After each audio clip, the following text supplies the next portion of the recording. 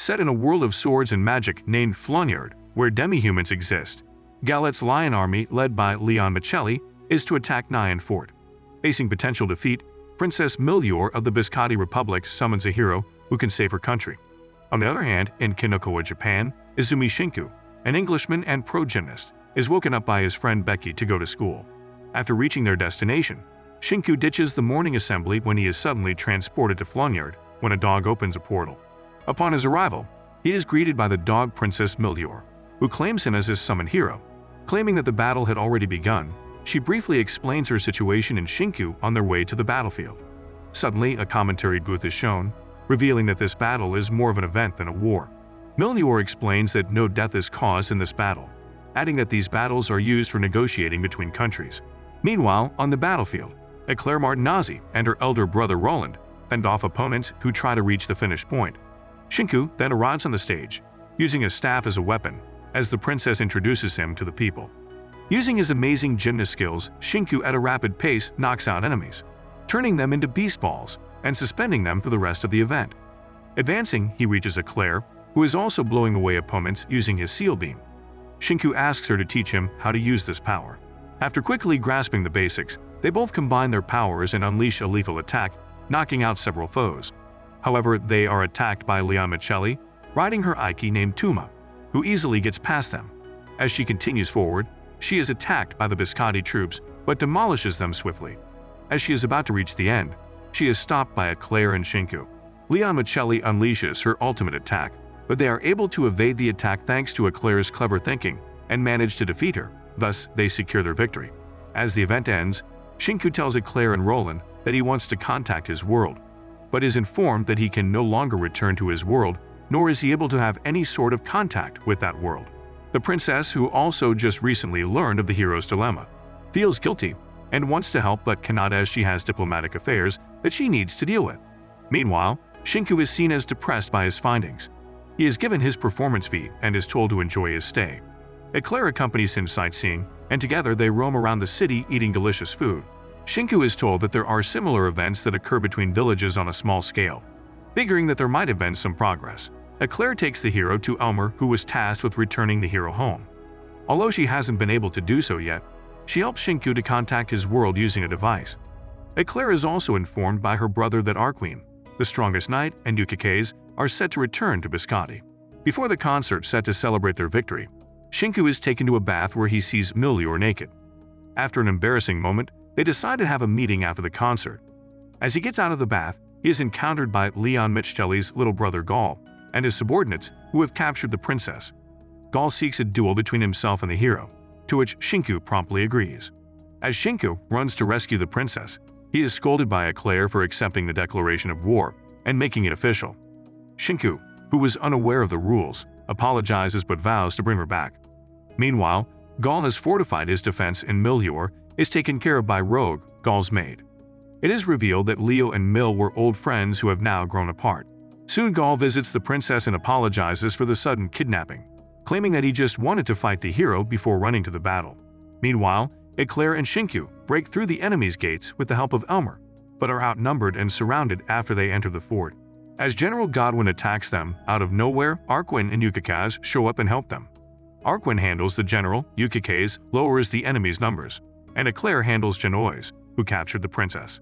Whereas, Shinku is faced with Gaul and they immediately clash. On the other hand, Leon Michelli is angry at her brother for his sudden actions, claiming that his acts can ruin her plans. As the battle continues, Eclair and Shinku are faced with Genoise, Gaul's bodyguard unit, and Gaul respectively. They have a tough time against their opponents. Meanwhile, as Arquine and Godwin battle it out, Yukikaze spots Leon Michelin approaching and informs them. Upon arrival, Leon asks them to stand down, but Arquine refuses. They proceed to fight, but Arquine deliberately loses. On the other hand, Shinku sees Gaul use his life force midst their fight and learns how to use it himself. Leo then stops Genoise and Gaul before approaching Millhiore. Leon apologizes to her for ruining their victory celebration. But now, it is too late. There is not enough time for the princess to reach the concert where she has to perform. Shinku, who had recently learned how to use his life force, uses his newfound power and summons a transportation device, which allows them to reach the venue in time.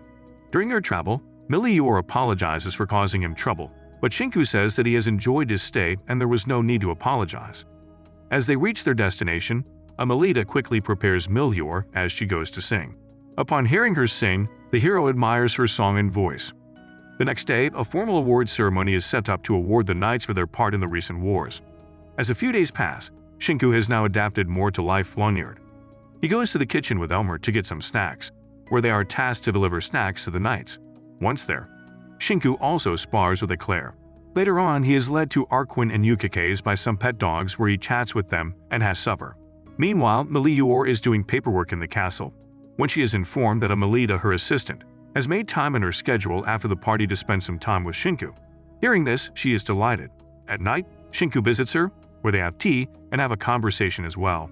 Shinku asks her why he was selected as the hero, to which she explains that she can see into other worlds by using star composition. She states that she had seen Shinku in the previous Iron Athletics and was amazed by his effort. On the other hand, Arquin and Roland coincidentally meet and discuss how Princess Leon is acting unusual. On the other hand, Leon is performing star composition herself and sees that Shinku and Millie will die in 30 days. She vows to not let this future become reality. The next day, early in the morning, Shinku and Millie go to a secret spot. Once there, they have some exercise by playing frisbee. After playing for a while, they have a little chat where Shinku tells the princess to summon him again if they need his help. Upon returning, Millie gets ready for her afternoon activities, when suddenly Leon announces another war on Biscotti, betting the scared swords as a reward. All the high-ranking officials gather for a meeting. Meanwhile, a member of Genoise delivers Gaul's message to Shinku asking him to meet in private. Upon meeting him, Gaul tells Shinku that he has to win so Leon does not misuse Biscotti's scared swords. Shinku decides to ask Amelita about the relations between Millie and Leon. She informs him that they were good friends, until 3 months ago when Leon's attitude changed. By this act, Millie was hurt by losing a sister-like figure as well as a close political ally. Meanwhile, Millie also has an announcement in which that states Biscotti has accepted Gaulet's declaration of war. The day of the battle is at hand. Princess Millhiore gives a speech discussing the plan for Biscotti's forces and inspires around 20,000 participants to fight this great war. The signal to commence the battle is given and forces, from both sides, start rushing towards the battlefield. Some among the forces of Gaul voice concerns over the rumors of appearance of ghosts and demons near the battlefield. Meanwhile, Princess Leo has a flashback about the events of the night that triggered the war. She is convinced that whoever holds the sacred swords, Excelsior and Palladian, will die. Out of concern for Princess Millhiore's life, she starts this war over the possession of the sacred swords and is prepared to win at any cost.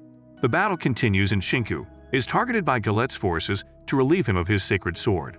Both sides put on a show and Shinku is successful in thwarting any number of attacks on him with the help of Captain Eclair and others. Meanwhile, the headquarters of Biscotti is raided. Princess Millhiore acts on her suspicions regarding Princess Leo's behavior and leaves a decoy there. She leaves with Shinku and Eclair to confront Princess Leo at the fortress where she is stationed. Gaul, accompanied by General Godwin and Genoise, move towards Fort Cerise, the headquarters of Biscotti. They make quick work of the troops defending it and learn that Princess Millhiore is not there. At this point, Biscotti holds a slight lead over Gaulet in terms of points. Princess Millhiore arrives at Fort Grana with the hero Shinku and Captain Eclair. Shinku and Eclair power their way in and are invited by Princess Leo to the top of the fort, the sky stage, to fight for possession of the sacred swords.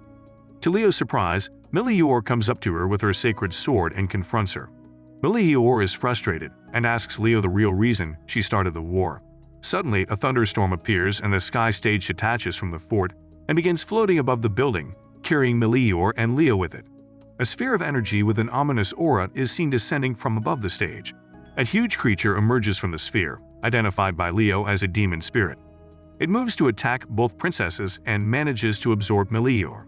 Leo, in a rage, attempts to fight against the demon, but is overwhelmed and struck to the ground. The demon starts running away and is pursued by Shinku and Eclair. Eclair uses a seal spell to boost Shinku, who lands on the demon's back. Shinku fights valiantly, but to no avail as the demon is extremely overpowered. Meanwhile, Millhiore is in conversation with an earth deity while absorbed, and learns from it that the demon used to be its child.